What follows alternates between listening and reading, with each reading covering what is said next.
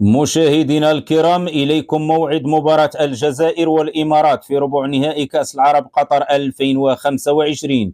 لكن قبل البدء في التفاصيل، لا تنسوا الاشتراك والإعجاب بالفيديو ليصلكم كل جديد.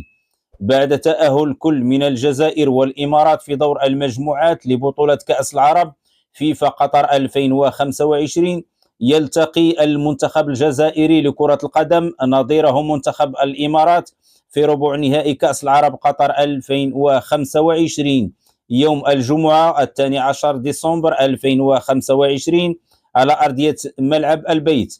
وتنطلق المباراة في تمام الساعة 6:30 مساء بتوقيت المغرب، تونس والجزائر، الساعة 8:30 مساء بتوقيت مصر والسعودية.